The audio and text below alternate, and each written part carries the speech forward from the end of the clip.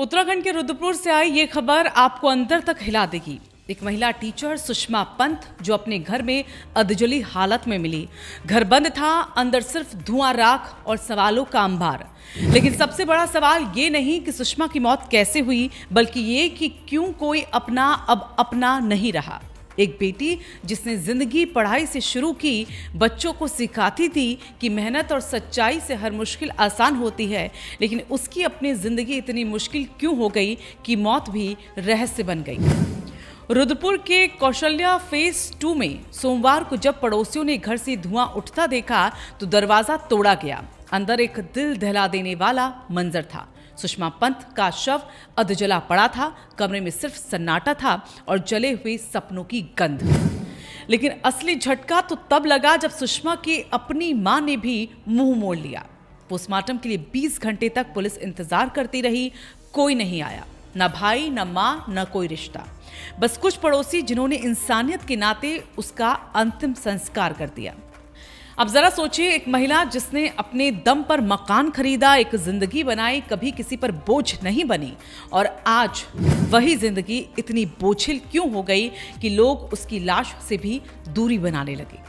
Police की जांच में सामने आया कि सुषमा के साथ अजय मिश्रा नाम का एक शख्स कई सालों से रह रहा था। पड़ोसी उसे पति समझते थे, लेकिन रिश्ता क्या था ये कोई नहीं जानता। अजय फिलहाल हिरासत में है, पुलिस पूछताछ कर रही है, लेकिन इस कहानी में हर किरदार धुंध में लिपटा हुआ है। पुलिस ने मौके से सुषमा की डायरी, कुछ कॉपियां, किताबें और मोबाइल जब्त किया।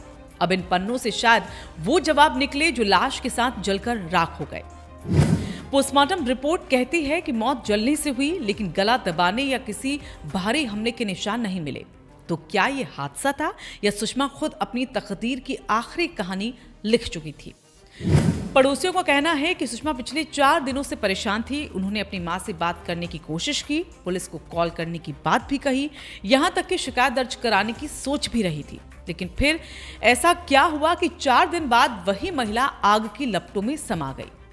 कॉलोनी के लोग कहते हैं कि पहले सुषमा के घर का गेट खुला रहता था, लेकिन जैसे जैसे पड़ोसी उसके करीब आने लगे, गेट पर ताला लग गया और शायद जिंदगी पर भी। क्या सुषमा किसी ब्लैकमेलिंग का शिकार थी? क्या किसी रिश्ते ने उन्हें तोड़ दिया, या फिर अकेलेपन ने उन्हें खुद से ही दूर कर दिया? ये सिर्फ एक क्राइम स्टोरी नहीं, ये उस समाज का आईना है जहां एक महिला की मौत से ज्यादा उसकी अकेली जिंदगी पर चर्चा होती है, जहां माँ बाप भी बेटी के शव से मुंह मोड़ लेते हैं, जहां पड़ोसी ही इंसानियत का आखिरी फर्ज निभाते हैं।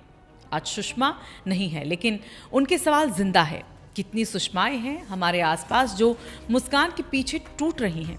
कितनी हैं जो मदद मांगती हैं लेकिन कोई सुनता नहीं?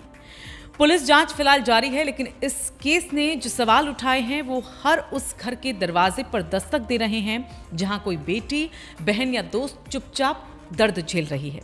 अगर आप भी मानते हैं कि ऐसे मामलों पर सिर्फ रिपोर्ट नहीं बल्कि सोच बदलने की जरूरत है, तो इस वीडियो को शेयर करें, लाइक करें और अपनी कमेंट करके बताएं, क्या सुषमा जैसी बेटियों के लिए समाज अब भी बेपरवाह है?